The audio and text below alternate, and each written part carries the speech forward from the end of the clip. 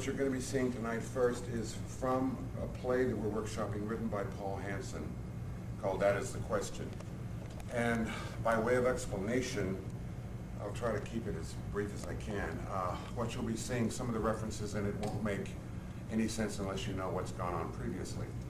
And in the scene prior, this is the fourth scene of the play, and immediately follows a scene where an old actor who is kind of at the end of his rope, emotionally and dramatically, has just finished a show. The play takes place in a theater, Wilbur Ferguson's Fox Lake Regional Theater in Fox Lake, Illinois. And this old actor's been there for the last 10 summers, and he's somewhat of a star there, but this is the end of it. He's done. He's just emotionally, and he's just wrung out. And they've had a closing night party, and he's gotten drunk and passed out at the table. And in the theater, there lives a young homeless guy who has been living in the abandoned coal chute in the theater. And what makes him rather unique is that at some point he found a complete work, paperback work of Shakespeare in the dumpster outside the theater and has memorized it all. He has a photographic memory. And in the scene prior to this one, the old Shakespearean actor who is awakened because of a noise the young man made on the stage, doesn't know anyone is there, and goes into what is pretty much should I or should I not end it all? Should I not just get it over with? And the kid who's been hiding backstage, the old man is using Shakespeare for this particular thing for himself, and misses a line, and the young man corrects him without realizing he's done so, and they meet. And what has happened at the end of the scene prior to this one is they have gone off about probably 6 o'clock in the morning to McDonald's to have breakfast. And this is the scene immediately following that one. The cast is Paul Hansen as Desmond Conroy, Harlan Clark as the young homeless man John, Dawn Stewart as Thurley, Michael Hernandez as Gerald, and Brian Grow as Mark. So please enjoy yourselves. Thank you.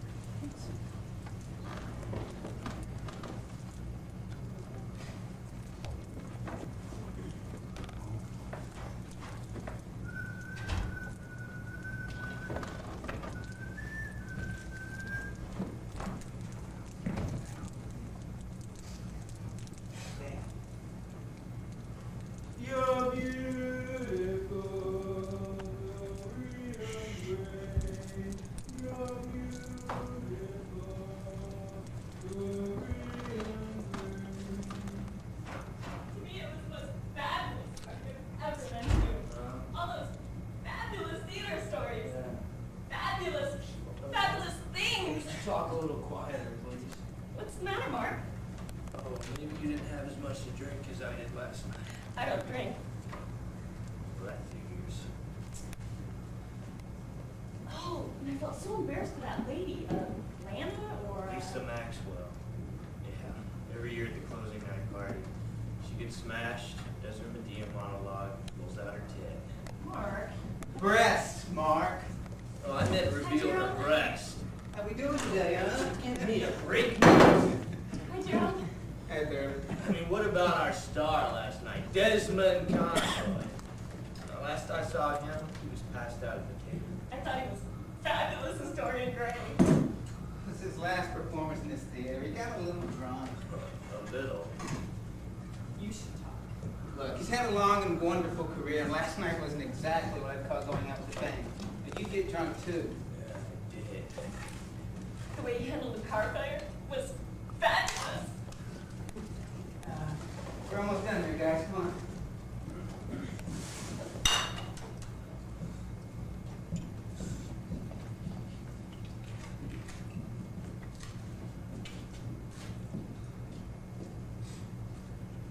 Hey, let's music while we work.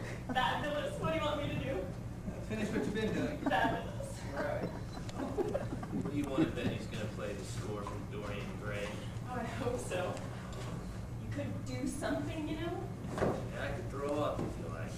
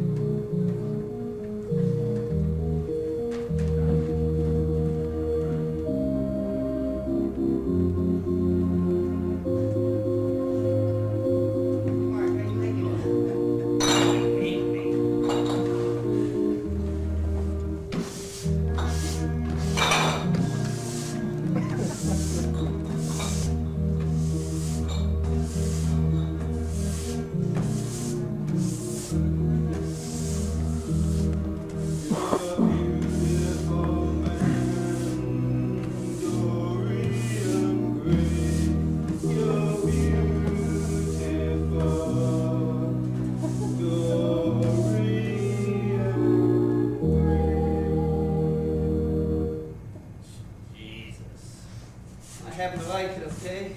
Me too. Look, why don't you guys take the table out on the scene dock and you can go. You're a beautiful man, Dorian Gray. Get out of here. Is there anything else I can do? No thanks, Daryl. Thanks, Jerry. What's your sign, anyways? It's my sign. No parking. Ever. Fabulous.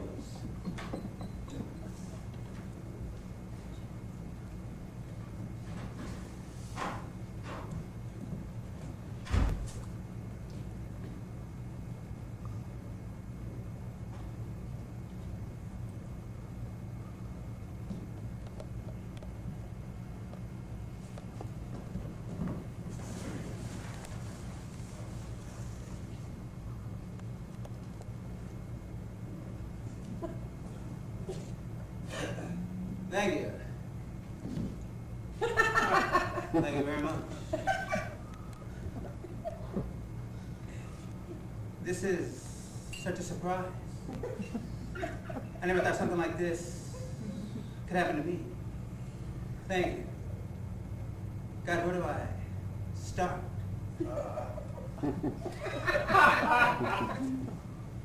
I guess I better start with Steven Spielberg. I mean, he is the one who had enough faith in my talent to give me the lead in his great movie. Thanks, Stevie. Abe. You know, this is yours too. But if you think you're gonna get it, you're nuts. Oh, I thank all the people. You know, the ones in the movie, they were great too. I won't name any names, but they know who they are.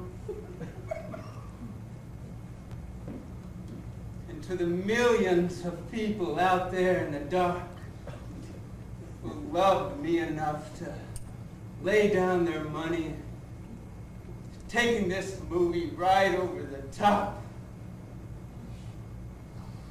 Thank you.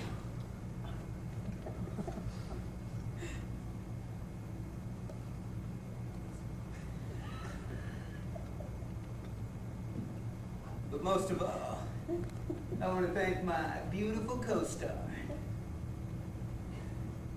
Kathleen Turner. Hey, Kathy, babe, come on out here. Come on, baby, don't be shy.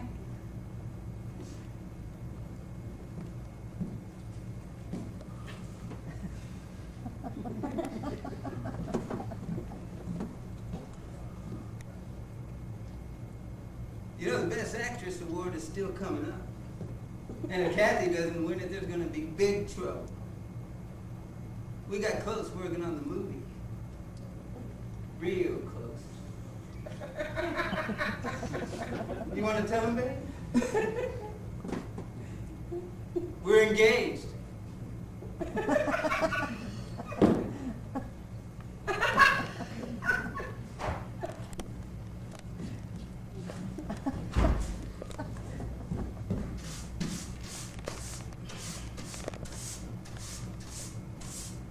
Oh, Gerald.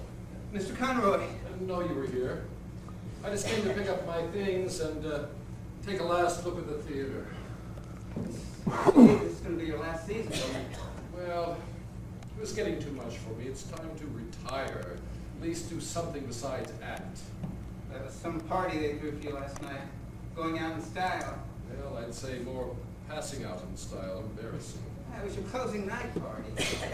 Look, a lot of people are sure going to miss you around here. Won't seem like summer without you.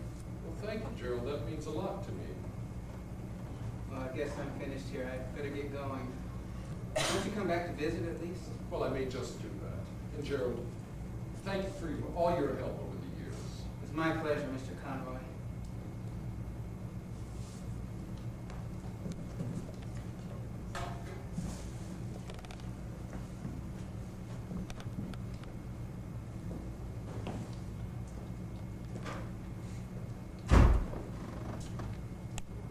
Funny. I really think I'm going to miss this old theater. So you're really going to retire? I mean, what are you going to do when you retire? Well, I don't know. I've never retired before. Oh, God, I think it's really time now. seat.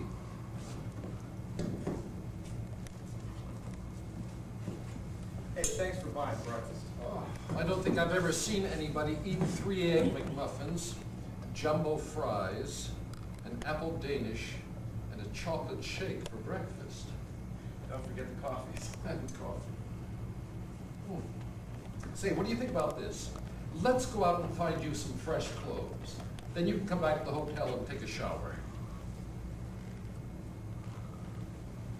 I don't think so. Oh, come on, John, it'll make you feel better. I could use the shower myself. No. John, for heaven's sakes. Look, I gotta get out of here. Can't breathe in here. What's the matter? Should I get you some water? No, it's like asthma or something. Just leave me alone a minute. John? No! Well, I better pick up my things and get back to the hotel.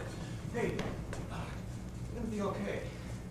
John, it's been very nice meeting you, but I've got to be going. Oh, come on, man. What do I gotta do? Beg? Come on, sit down. Finish your coffee. For a minute. I don't know what's going on here. I'm sorry. I'm gonna be okay. All right. Okay.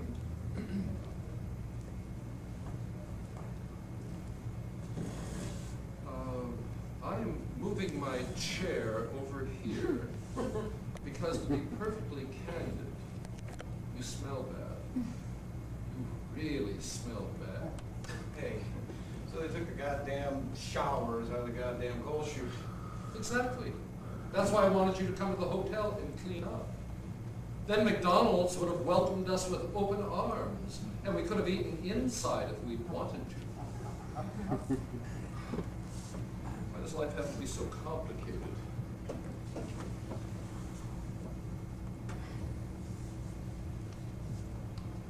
You came to me last night at probably the lowest moment in my life, and you made me feel good about myself. I thought I'd return the favor. I thought maybe if you were clean and had fresh clothes, you'd feel better, that's all. Blow me about in winds. Roast me in sulfur. John. Wash me in steep downgo some John. liquid fire. Look, what you don't understand is... I'm sorry. I'm sorry. Fucking life. Now it seems I've made you feel worse. Nah, it's just me. What'd you think? I'd take a shower, put on clean clothes, get a job, get married, become fucking president of the United States? Well, I better get to the hotel and check out. Like you were gonna check out last night? I think you know what I mean. Yes, I think I do. Look, John, I like you, but I don't know you or understand you. I don't know why a bright young man drinks too much and sleeps in a coal chute. I don't know why he's surprised people don't want to be around him when he lets himself get smelly and dirty. You don't know anything about me. And you don't know anything about me. God damn it! I want to know about you. What a strange way of showing it. Come on, sit down. John, Hey, come on, I don't want to see a body like this. Therefore, stay it. Thou needst not to be gone. this is exhausting.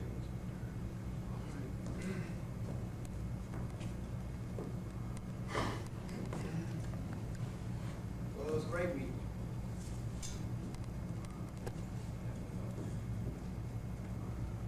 you. You do great Shakespeare. And I really wish we could... What did you think was going to happen after a shower and clean clothes? Nothing. I didn't think anything was going to happen. I thought you'd be clean and looking good. And you know what I thought? I thought it would be nice to get some chicken and some wine, maybe some soda, and have a picnic down by the river and read some Shakespeare together. I thought that would be a nice thing to do before I leave. I'd like that. I mean, that'd be great. So do you really got to leave Fox Lake? I mean, where are you gonna go? Oh, well, I have an apartment in the city, New York. I'll go back there for a while anyway. Hey, why don't you hang around here? Here? What on earth for? Say, you could open up a Shakespeare acting school. A Shakespeare acting school. I would rather do breakfast theater in outer Mongolia than open a Shakespeare acting school in Fox Lake, Illinois. A Shakespeare acting school. So you're just gonna hide your talent, not share it with anyone. This is your method of getting to know me, right? You're just gonna sit back and check out, disappear. No. I'm going to become a smelly street person, live out of dumpsters, and be very, very rude. Hey, look, I'm sorry. I don't know, scared. Of what? Getting liking a person. Why? Because something bad always happens. Okay, you want to know about me? I'll tell you. I'm dirty and smelly, so the outside matches the inside. It's what I truly am, dirty. You said I'm a bright young man. Well, that's all out there, up in the air someplace. Well, what makes you think that? I'm thinking I know it. I've known it all my life, ever since I was little.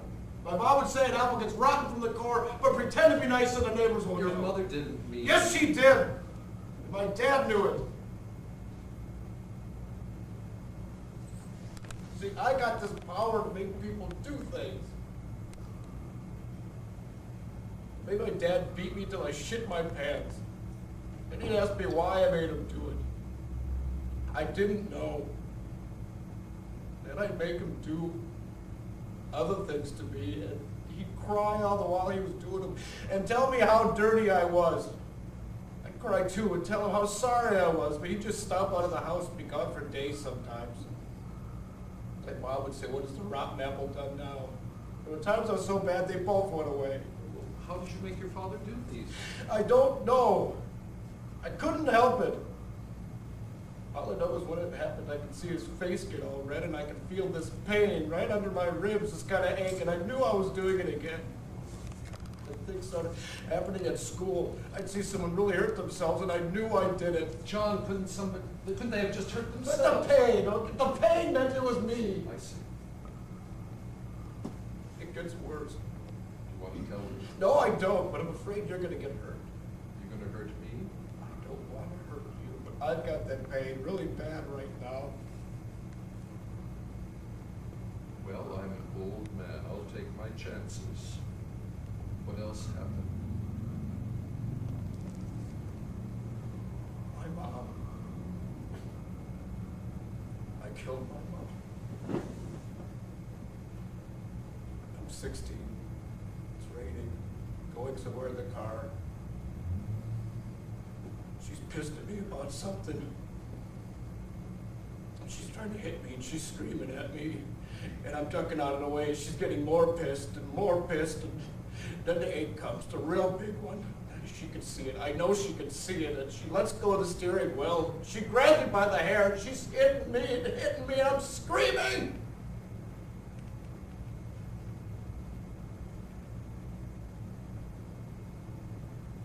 I wake in a hospital. They don't have to tell me. She's dead. My mom.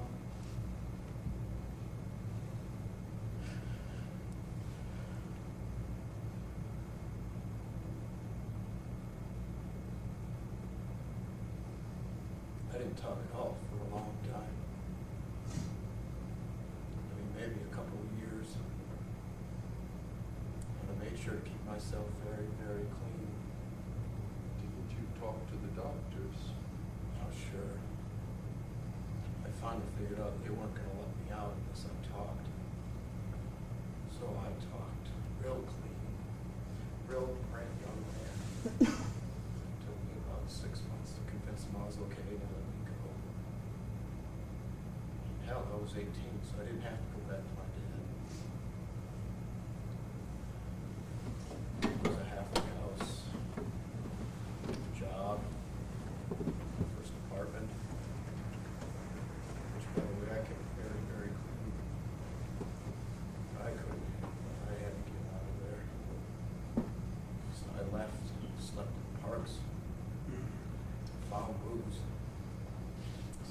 would share their bottle with me, and it made the ache go away. There was times I was drinking, I tried to make it come back, and I couldn't. It was gone. Where's the egg now? Honey, it's quieted down. That's when you came here. No, that was a different town. That was where I met a guy who took me to his hotel. So he'd see me in the parks every once in a while, buy me food, tell me I was a bright young man. I shouldn't be drinking my life away. Finally, I went to his hotel. I get in the shower, and all of a sudden he was naked, trying to get in there with me.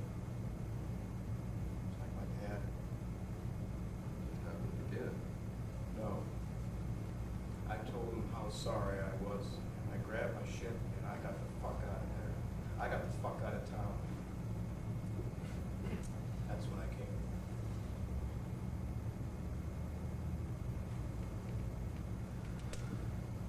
That's where I found Shakespeare. In a dumpster outside the theater. Like Shakespeare put a whole different kind of warm feeling right there where the ink used to be. And I decided if I kept myself dirty, people would stay away from me. You haven't talked about this to anybody before, have you? No, just you. Why me? I had to tell you. Shakespeare. Last night you really listened to me. And I know I made you feel better about yourself. I've never done that to anyone before. This fucking shower shit came up and I could feel it really get in me. I can feel it right now. Don't. Nothing's going to happen. You don't understand how this thing works. All right, all right. John, I want to thank you for telling me about yourself. I know what you're thinking. If you know that I'm still thinking you're a good man and I like you, then yes, you know what I'm from. Are you okay? How are you feeling now? Shot at me. Hey, I'm all right. Yeah. What are you going to do now? Just keep on keeping on, I guess. Well, I guess some things never change, even if we desperately want them to. Too bad. Now, my friend, I really must go, but here's my card with my number in New York. If you ever need to talk to somebody, call me, collect. Now, do you need money? Can I give you some cash? Oh, no. I'm fine. How about you? Are you fixed okay? Oh, I'm fine. Thank you for asking. I have a pension with equity, and I put some. I'm fine. Thank you. Still, if you're gonna retire, Fox Lake ain't bad. You can get a house down by the river. It'd be nice. Yeah, to have my days in Fox Lake. Oh, Jesus, you can think about it. I'll think about it. Think about it. Okay then. John, take care of yourself. Yeah, sure. Too. See ya.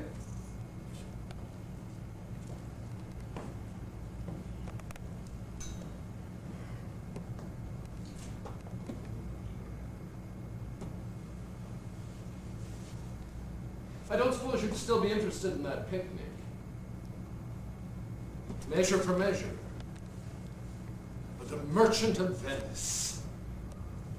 Macbeth. In a Scottish play. We never say the name out loud. It's theater tradition. Bad luck.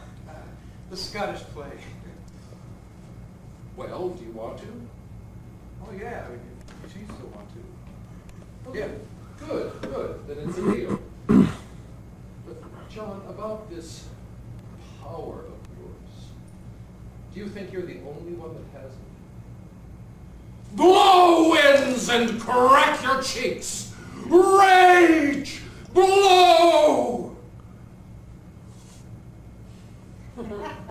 Trust me, I can resist this power of yours.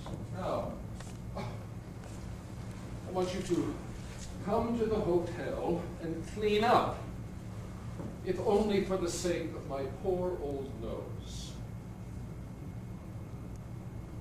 Okay. Good, John. Good. Oh, by the way, do you know all the sonnets too? I don't know. I do. Well, has Shakespeare written anything recently? Oh, John. I have some very sad news.